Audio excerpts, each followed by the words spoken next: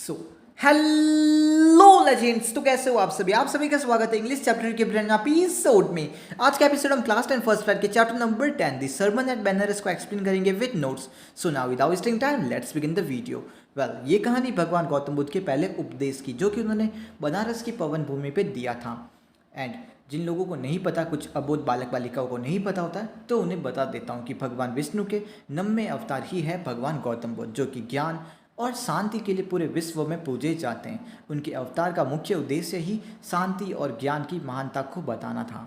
तो फैक्ट्स के अनुसार उनका अवतार हुआ था साल 563 बीसी के आसपास, एंड उनका उद्देश्य यही था शांति प्रदान करना। जब उनका उद्देश्य पूरा हुआ तो फिर करीब साल 483 बीसी में उन्होंने अपने प्राण त्याग दिए थे।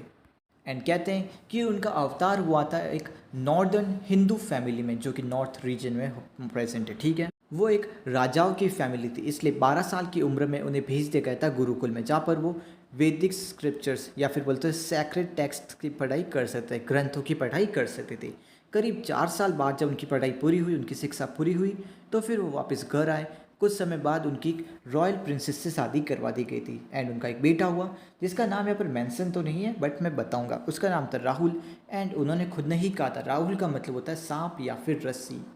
चलो, यहाँ तक तो सब कुछ सही चल रहा था, लेकिन 25 साल की उम्र में जब वो अपने दोस्तों के साथ में हंटिंग यानी कि शिकार ऐसी करने गए थे, तो उनके सामने एक ऐसा सिनेरियो, एक ऐसा सर्कमस्टेंस आया था जिनसे उनकी लाइफ चेंज हो गई थी।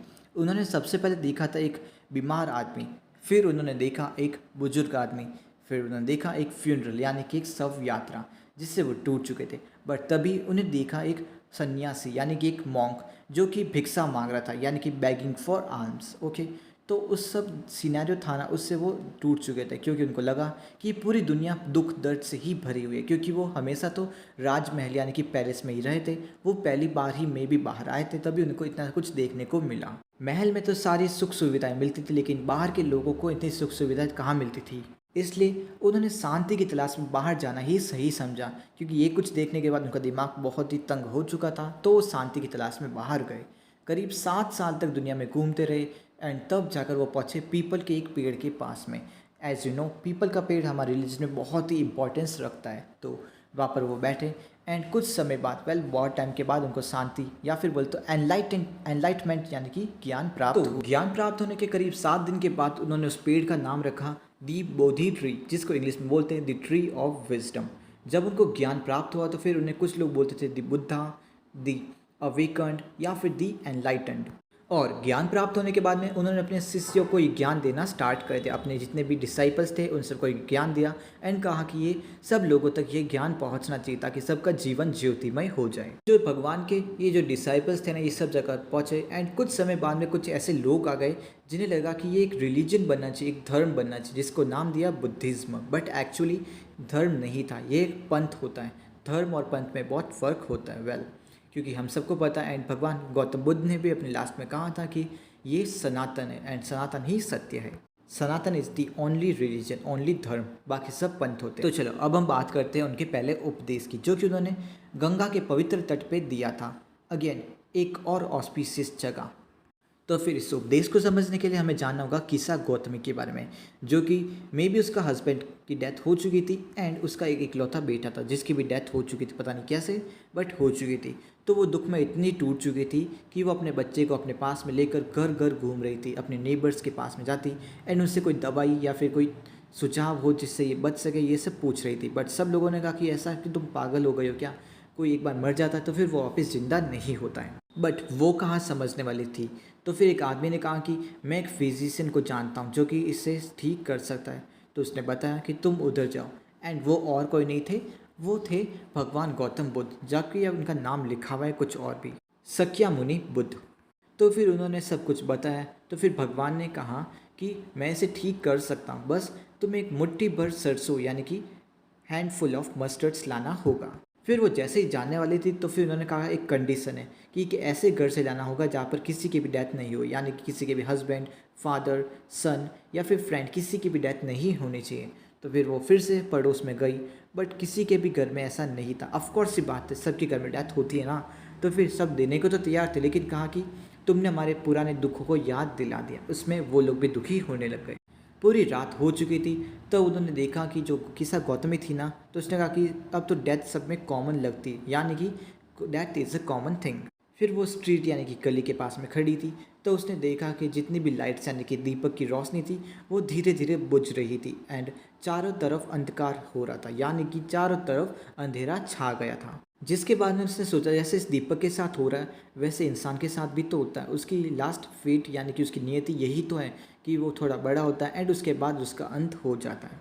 और वो कहती इस वैली ऑफ डेजोलेशन, जिसे हम लोकल लैंग्वेज में बोलते हैं भव सागर, से बाहर निकलने का एक ही तरीका है, वो है जितने भी सेल्फिशनेस है ना उन सबको सरेंडर कर दो, तभी तुम्हें इमॉर्टेलिटी या फिर मोक्ष मिलेगा। भगवान गौतम बुद्ध कहते हैं कि जितने भी मॉर्टल्स लोग यानी कि जो भी यहाँ पर जी रहे हैं उन सब की जिनकी दुख दर्द से ही भरी हुई रहती है जब तक वो सेल्फिशनेस करते रहेंगे। और वो कहते हैं कि जिस किसी का भी यहाँ पर जन्म हुआ है उसकी मृत्यु निश्चित है। जैसे कि भगवान श्री कृष्ण ने भी कहा था कि आत्मा अजर और अमर है, वो बस शरीर चेंज करती रहती है।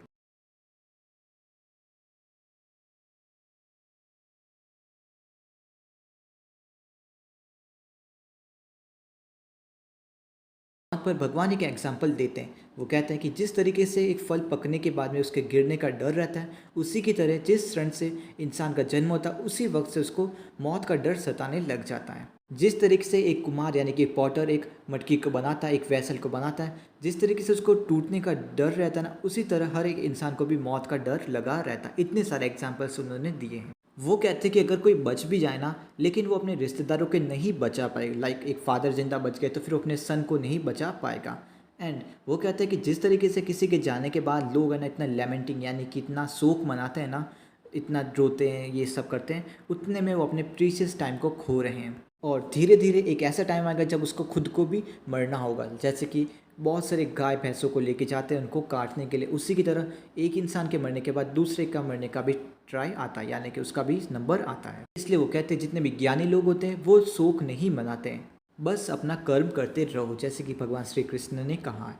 एंड वो कहते हैं कि अगर आप ये सब रोने धोने में टाइम वेस्ट करोगे ना, तो फिर एक टाइम ऐसा आएगा कि इन रोने धोने की वजह से आपका दर्द और भी बढ़ेगा, इनफैक्ट कम नहीं होगा। एंड सिचुएशन तो ऐसी भी हो सकती है कि आपके दुख दर्द की वजह से आप इतने बीमार पड़ जाओ and at the end of the day आपकी खुद की डेथ हो जाएगी इतने रोने धोने की वजह से। और वो कहते हैं कि जिस इंसान को भी शांति पीस चाहिए तो उसको अपने पीठ के पीछे से एक ऐसी तीर निकालनी होगी जो कि शोक, दुख, दर्द और जितने भी कंप्लेंट करने वाले जितने भी ये एलिमेंट्स हैं ना, इन सबको अपने पीठ के पीछे से निकालना होगा। यानी कि मतलब कि इन चीज़ों को से त्यागना होगा, तभी उसको शांति मिल सकती है। वो कहते हैं कि जिस किसी ने भी इस तीर को बाहर निकाल दिया उसको शांति अवश्य प्राप्त होगी। और कहते हैं कि जो कोई भी इस दुख से ऊपर उठ गया तो फिर उसको पूरी शांति मिल ही जाएगी। दुखों से आज़ादी तो मिलेगी ही मिलेगी, बल्कि बहुत सारी खुशियाँ भी मिलेगी। वाल इसी के साथ ये चैप्टर ओवर होता है। कुछ वर्ड मीनिंग्स ये रही। एंड किसी को भी कोई डाउट हो, कोई भी क्वेरी हो तो फिर प्लीज़ कमेंट सेक्शन में आ जाना, हम बातें करेंगे, ठीक है। सो गुड बाय फ्रेंड्स, मिलते अगले एपिसोड में, तब तक के लिए जय हिंद, जय भारत, हर हर महादेव।